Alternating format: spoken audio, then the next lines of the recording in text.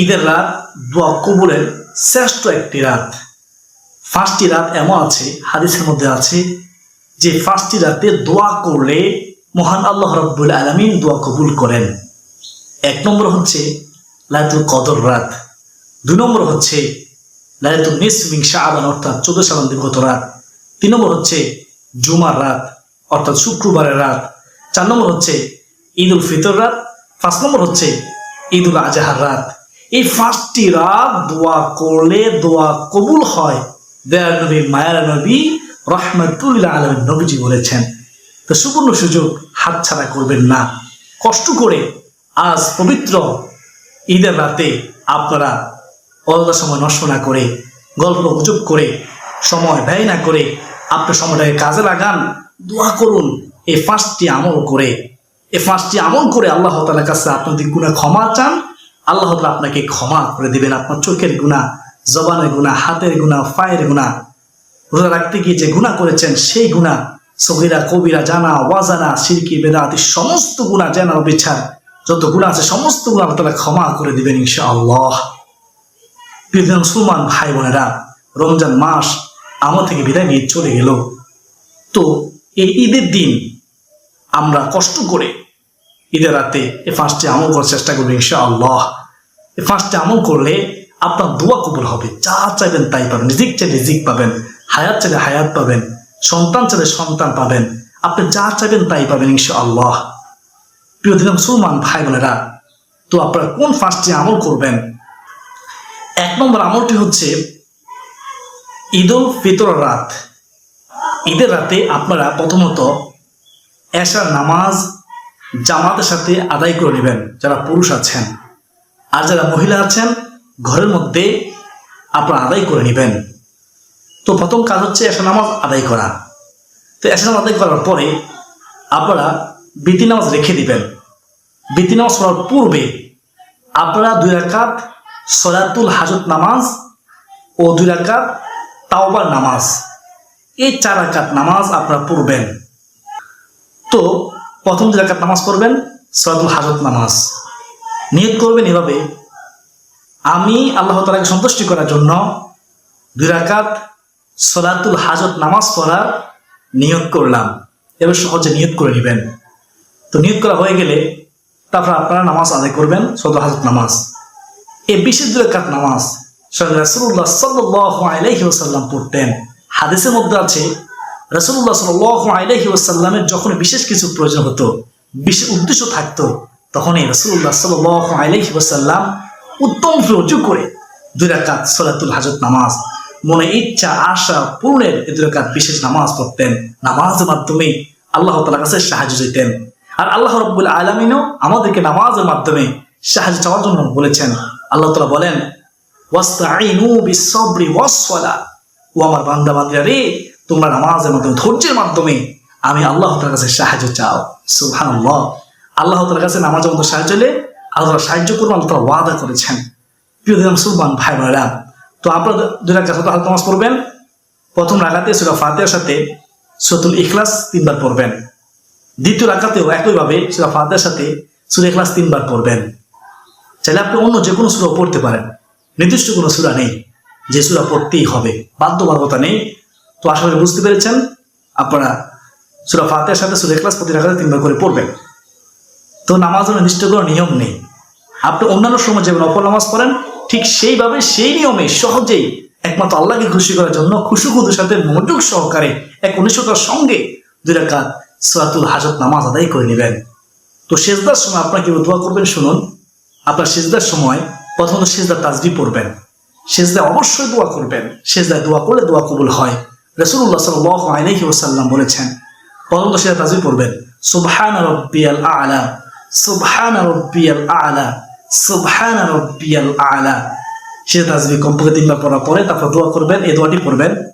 আমরা এই দোয়াটি পারি, আমরা সবসময় পড়ি। রাসূলুল্লাহ সাল্লাল্লাহু আলাইহি ওয়াসাল্লাম সবসময় পড়তেন না, কোরআনের আয়াত, আল্লাহ তাআলা শিখানো দোয়া, আল্লাহ তাআলা নিজে শিখিয়ে দিচ্ছেন। এভাবে তোমরা আমার কাছে সাহায্য চাও। রব্বানা আতিনা ফিদ দুনিয়া হাসানাতাও ওয়া ফিল আখিরাতি হাসানাতাও ওয়া কিনা আযাবান নার। এই হচ্ছে দোয়াটি পড়বেন আপনার সিজদার মধ্যে কমপক্ষে 1 বার। চাইলে নিজের বাসাও সেজদা দোয়া করতে পারেন। তো আসলে বুঝতে পেরেছেন এভাবে সেজদা দোয়া করবেন, এভাবে আপনারা সেজদা দোয়া করবেন, এভাবে আপনারা 2 রাকাত হালকা নামাজ পড়বেন। তো তারপরে আপনারা 2 রাকাত তওবা নামাজ আদায় করবেন। এভাবে এই নিয়তে আমি আল্লাহ তাআলাকে সন্তুষ্টি করার জন্য 2 রাকাত তাওবা নামাজ পড়ার নিয়ত করলাম। সহজ, তাই না? আমার নবীজি সাল্লাল্লাহু আলাইহি ওয়াসাল্লাম বলেছেন, কেউ যদি উত্তম ওযু করে, এই নিয়মে ওযু করে 2 রাকাত তাওবা নামাজ পড়ে, তার জীবনের সমস্ত গুনাহ মাফ হয়ে যায়। সুবহানাল্লাহ। আমরা এমন গুনাহ করেছি, গুনাহের কথা চিন্তা করলে জান্নাতের আশা করতে পারি না। আমরা এমন গুনাহ করেছি, গুনাহের কথা চিন্তা করলে জাহান্নাম ছাড়া উপায় দেখি না। যেদিকে তাকাই সেদিকে আমাদের অন্ধকার। তো আমরা গুনাহগার, আমরা পাপী, আমরা তওবা নামাজ পড়বো ইনশাআল্লাহ।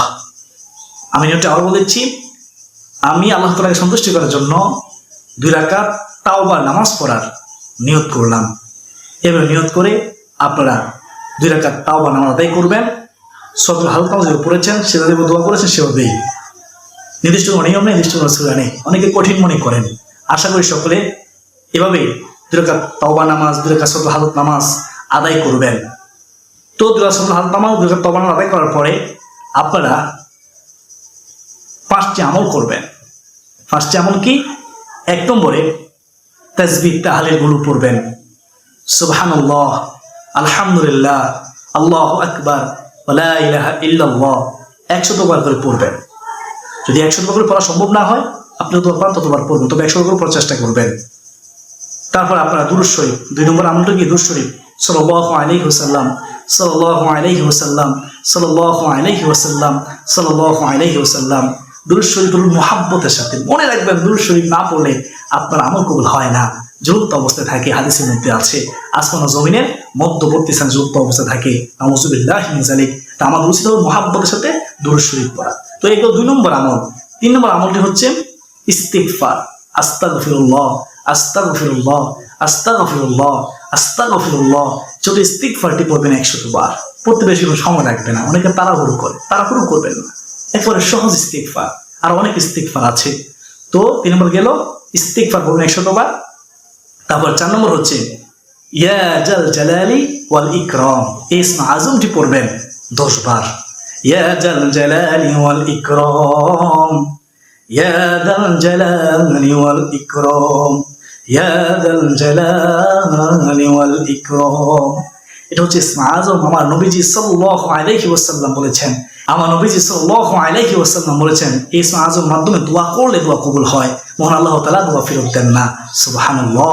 বেশি বেশি ইসমে আযমটি পাঠ করার জন্য আমাদেরকে হাদিসের মাধ্যমে উৎসাহিত করেছেন মহান রাসূলুল্লাহ সাল্লাল্লাহু আলাইহি ওয়াসাল্লাম। তো ইসমে আযমটা আমরা 10 বার পড়বো। কয় নম্বর আমল গেল? 1 নম্বর আমলটি হচ্ছে আমরা তাসবিহ তাহলিল সুবহানাল্লাহ, আলহামদুলিল্লাহ, আল্লাহু আকবার, লা ইলাহা ইল্লাল্লাহ 100 করে পড়বো।